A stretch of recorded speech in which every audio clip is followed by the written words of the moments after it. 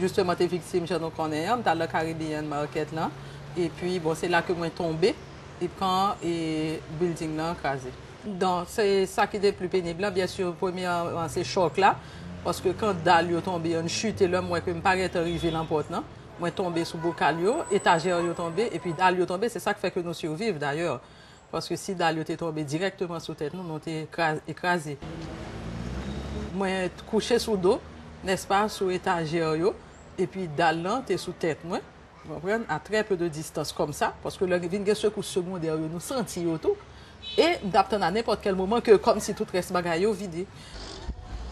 Nous fait 5-8, mais déjà au bout de 3 jours, ils ont commencé à chercher mon yo. Donc, c'est-à-dire que gagné, à partir de là, on a espoir que ils ont venu chercher. Non? Donc, c'est de là qu'en 2009, ils ont construit un autre niveau. Et à mon avis, c'est ce qui a créé le surcharge, parce que la base caribéenne ne s'est pas effondrée jusqu'en bas, jusque dans ses fondations. C'est le problème en Haïti.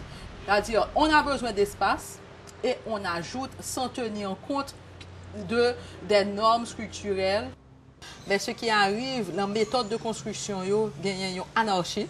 OK? Tant que chaque monde, finalement, employé technicien que le voulait et que quand bien même que mairie gagne une structure en place pour que yo fait présenter des documents, mais yo pas gagné des équipes réellement qui peuvent vérifier qualité et construire. Que une série de fonds que y a mis à disposition d'Haïti. Donc l'idéal serait que yo orienté fonds ça justement pour en planification, pour un plan de manœuvre. Okay, que ce soit court terme, moyen terme, long terme, mais que orienter fonds justement vers une planification et non avec peut-être des investissements qui ont fait ça et là de manière, je peux dire, sans contrôle, quoi. In the longer term, we need to have a city that poor people can participate in its reconstruction. We're going to meet with the mayor of Carrefour. Carrefour is the district in which the neighborhood that we're working in, Mariani, is, and that's where we're supporting 15,000 people right now with food and non-food items. Land tenure, obviously, is a big issue, and some of the land where people have been staying, some of it's private land, some of it's state land, some of it's owned by the city councils, and there needs to be some kind of coordination and negotiation with the authorities. In the days after the earthquake, people just came together, and it was a tremendous show of solidarity within these camps. They got together and they organized a kind of living space for each other. Après le tremblement de terre, quand nous dormons, nous tous dormis à terre là, premier jour. Après 2-3 jours, messieurs, tout a fait cas et puis nous-mêmes nous étions toujours en bas de rang. Moi je suis venu la fièvre frisson.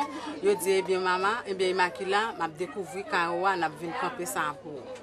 Mais toujours même groupe messieurs qui dans comité. Now, however, as we move beyond the immediate phase in terms of shelter, for example, we have to be able to figure out how can we implement something that's viable. Now, the best placed actors in ActionAid's approach to help meet those needs we work through our partners, and our partner in this area, COSPAM, is a volunteer organization that is very well grounded in the community. What's important with the meeting that we're about to have with the mayor is the shelter issue. How are we going to prioritize vulnerable groups in shelters, and how is the local authority and the city's council going to help us sort out land issues and look at more kind of viable solutions over the mid to long term? You know, that's a priority and it's a concern for us right now, and that's what we're hoping to get out of this meeting. The mayor's ready. His original office has been completely damaged and the city council is structurally unsound at the moment.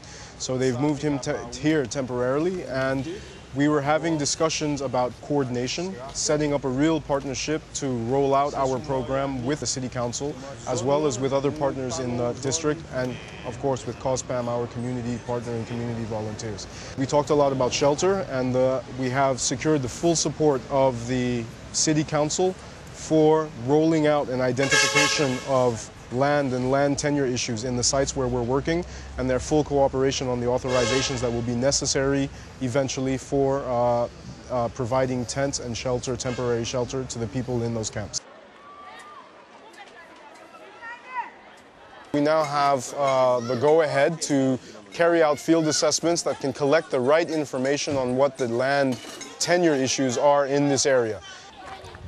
What we've seen and experienced at ActionAid is an amazing chain of solidarity that begins in the local communities and the spontaneous mechanisms that they've set up to show solidarity with each other, to ensure safety and to ensure fair distribution to the most vulnerable people in the camps.